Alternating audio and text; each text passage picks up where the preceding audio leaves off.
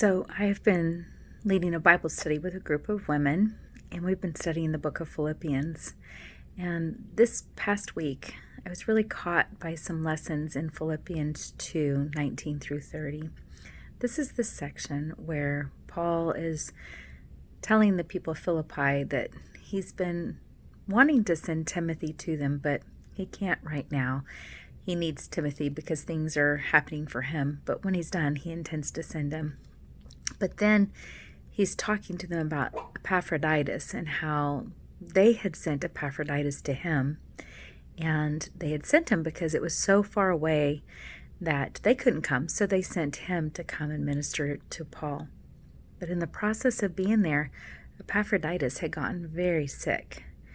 So sick that he almost died. And Paul was telling the people of Philippi, I'm so thankful to God because God had mercy on him and healed him. And so it had been stirring in his heart to send Epaphroditus back to them. But in the process of saying he needed to send him back, Paul told the people of Philippi that they needed to welcome him and esteem him with love and not despise him for what he couldn't do for them, but to actually recognize that he was willing to go when they couldn't go the distance. He went the distance.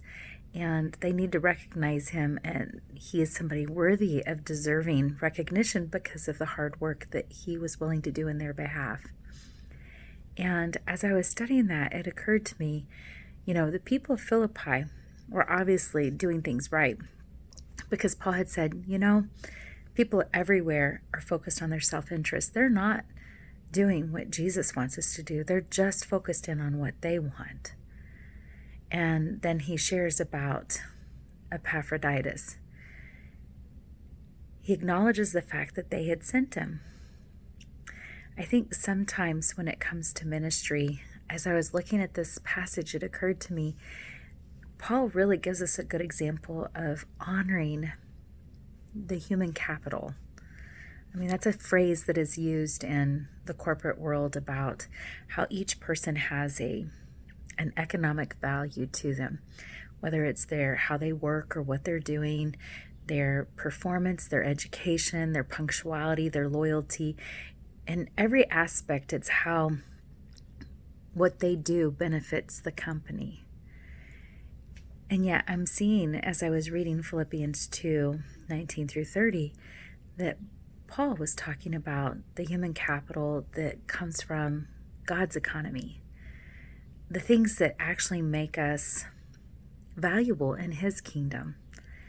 And he was pointing to the fact that it's the one that's willing to go. It's the one that's willing to submit to the call and the mission, the one willing to submit to doing the will of Jesus, the one willing to go even when it's risky and dangerous and not safe. And in his case, not even safe for his health because he got so sick he almost died. And in the letter, he's valuing both Timothy, because he had been a servant and worker with him and had done it so well that his good reputation had reached all the way out at Philippi, where the people of the Philippians knew about Timothy's reputation. And then to have even Epaphroditus and how he was so valuable because they had sent him and that they should continue valuing him. And then even the people of Philippi, that they needed to be valued because they were trying to honor Paul and his mission and what he was doing. And it made me realize in God's economy and the way that God values people, we can't disregard anyone.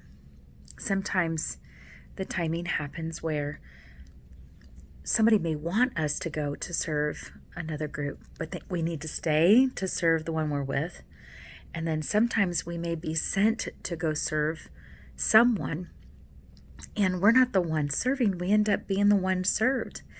And in the process, God uses that to actually help another group grow. See, in God's economy, in his timing, each person has a value, and each person has a purpose. And we can never disregard any person in any situation because we don't know what aspect God's intending to use through us. So the question I was asking myself, have I disregarded anybody? And what can I do to esteem, to love, to lift up, to give high regard to those around me? I hope this blesses you. Shalom, y'all.